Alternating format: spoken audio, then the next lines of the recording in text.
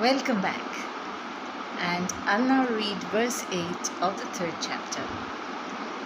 Niyatam kuru karmatvam karma jayo hi akarmana sharira yatra pichate na prasidhyeda karmana. Perform your prescribed duty, for doing so is better than not working. One cannot even maintain one's physical body without work. In the Purport, Prabhupada writes, there are many pseudo-meditators who misrepresent themselves as belonging to high parentage and great professional men who falsely pose that they have sacrificed everything for the sake of advancement in spiritual life. Lord Krishna did not want Arjuna to become a pretender, a mithyachara. Rather, the Lord desired that Arjuna perform his prescribed duties as set forth for Kshatriyas. Arjuna was a householder and a military general, and therefore it was better for him to remain as such and perform his religious duties as prescribed for the householder Kshatriya. Such activities gradually cleanse the heart of a mundane man and free him from material contamination. So-called renunciation for the purpose of maintenance is never approved by the Lord nor by any religious scripture. After all, one has to maintain one's body and soul together by some work. Work should not be given up capriciously without purification of materialistic propensities. Anyone who is in the material world is certainly possessed of the impure propensity for lording it over material nature, or, in other words, for sense gratification. Such polluted propensities have to be cleared. Without doing so through prescribed duties, one should never attempt to become a so-called transcendentalist, renouncing work and living at the cost of others. So any of us who had this misconception that to be spiritually conscious, to work for spiritual advancement means to leave everything and just go off to the forest, that is actually, now it's becoming clear that is mithyachara. That is, that only pretenders will do that. So to be spiritual doesn't mean to give up everything and to run away from material world, from society, because it is the nature of the soul to be active, and therefore the soul, when it is in the body, that is the gross body and the subtle body. The gross body is the physical body that we can see, and the subtle body is mind, ego, and intelligence. So when the soul is embodied in this body, material body, and it thinks itself to be the body, in that state, the soul is very outwardly directed. And since the nature of the soul is to be active, the body and the mind also acts all the time, and is very active all the time. So when you have the material body, it is explained here by Lord Krishna and in the purports by Prabhupada that we have to act. We have to act at least to maintain body and soul together. But what kind of activity will ensure that we are acting and at the same time will facilitate the evolution of our consciousness, which is the purpose of the soul finally getting a human body after transmigrating to so many lower bodies of lower species of the total of 8,400,000 species of life in this material world. So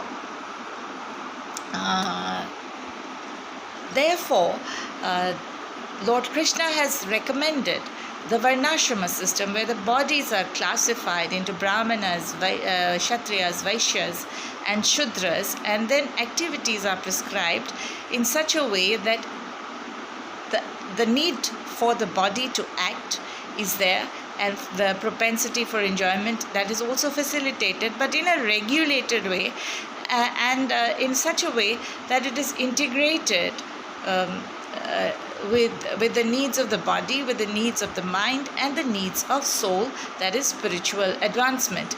And then when one acts according to one's psychological and physical characteristics, then one is able to, the purification of the consciousness and the purification of the heart takes place, and one is able to achieve the goal of human existence, which is Vishnu. But on the other hand, if we act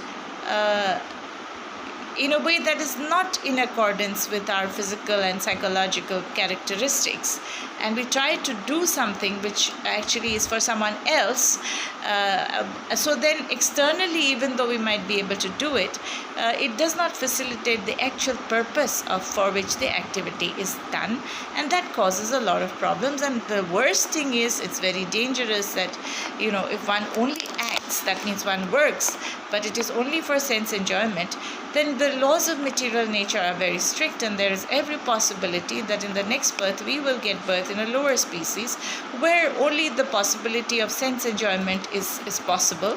That means only eating, sleeping, mating, defending is possible for animals. They're not, by their very nature, the bodies are not designed for exploring higher dimensions. So then to actually take birth in the lower species, or even in a human species, in this material world, especially in the Kali Yuga, where everything is becoming degraded, standards are going down lower and lower, and due to operation of time, because it is the operation of time that results in the human characteristics of being Manda, Sumanda, Alpa Medhasa, Alpa Ayusha, and of course the characteristics of hypocrisy, quarrel, envy, jealousy. These are all magnified in the Kali Yuga, and it gets worse and worse.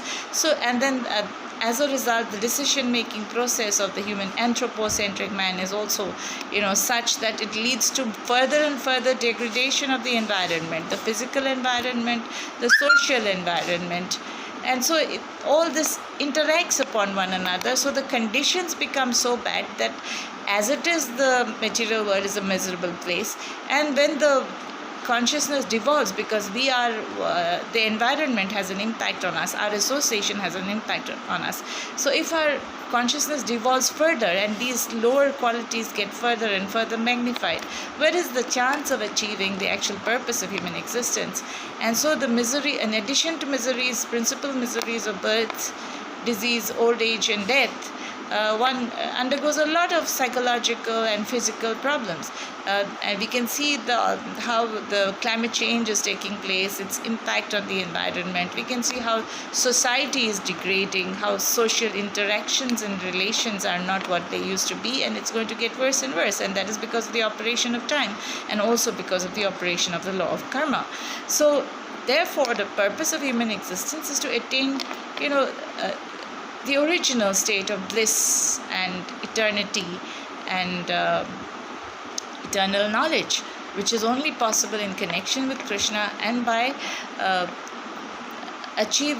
working to achieve the actual purpose of human existence, which is, which is service to the Lord with love and devotion.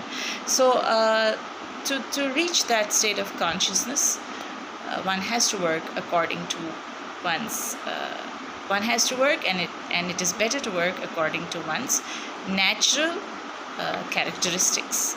Therefore, Lord Krishna is telling Arjuna that don't think that by running away you can run away from all your problems. But what you have to do is you have to work in Karma Yoga. You have to do Karma Yoga, and Karma Yoga is working according to prescribed duties prescribed by the Shastras, and that is different from ordinary work. And that will enable you to, that will relieve you of all the problems that you foresee, and due to which you want to run away from, the battle. Although you know that you have a very strong chance of victory. And in addition, Puri Janadasa writes here that in this verse, Krishna is telling Arjuna, work for you with your adhikara for karma is better than renunciation. So Krishna is telling in this verse, you have to work because you don't renounce. He wanted to renounce. Arjuna wanted to give up everything and run away. So he's saying, no, for you have to work.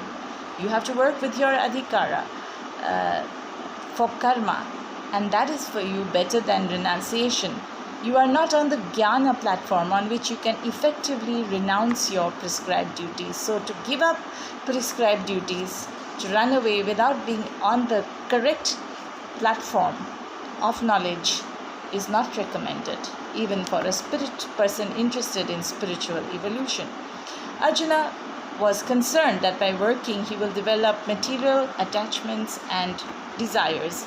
And so prior to this great battle, he had expressed his fear about the reactions that will follow such work.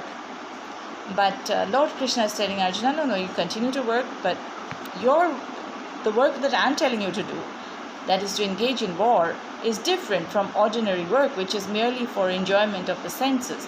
So here, when you're going to do battle, it's not going to be because you want to, because you think you want the throne. As it is, you have shown that you don't want the throne.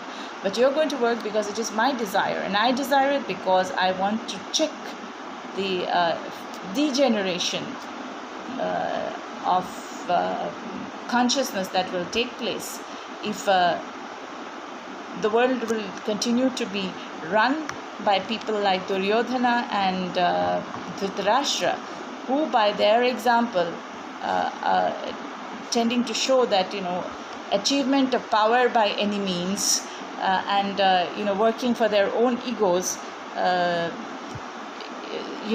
is the way to behave, and that is not actually the purpose of Kshatriya life, Kshatriya dharma. So they are going against dharma, therefore they have to be killed. And therefore when you go to battle, this is not like just any kind of mundane work, and therefore you will not incur any sin.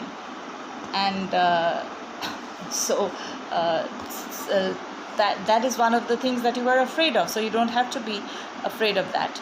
And then further he goes on to explain in the next chapter, in the next verse, Puri Janadasa writes that what is the difference between ordinary work, which entangles one in the material world, that is in the cycle of birth, disease, old age and death, in worse and worse conditions due to operation of time, which just increases the chances of devolution of consciousness degrading rather than going up, because we are who we associate with, we are what the environment, the environment has an impact on us. So therefore that is what is ordinary work is different from karma yoga, because karma yoga is work that carries one towards liberation. And what exactly is the difference, Puri Janadasa writes, will be explained by Lord Krishna in the next verse. So with that, I come to the conclusion of this session, and wishing you all a very blessed Durga Puja. In the Brahma Samhita, goddess Durga is being said to be the greatest Vaishnavi who's in charge of this material world and works in accordance with the direction of the Supreme Lord. So we wish all of you a very auspicious Durga Puja Shubho Shashti. So thank you very much for listening. Stay well, stay blessed, and follow the COVID protocols, safety protocols, because that is what the government continues to warn us through our telephone ringtones. And so let us not be overconfident because we've been vaccinated. We want everyone to be safe and to stay well. So prevention is always better than cure. So thank you very much for listening.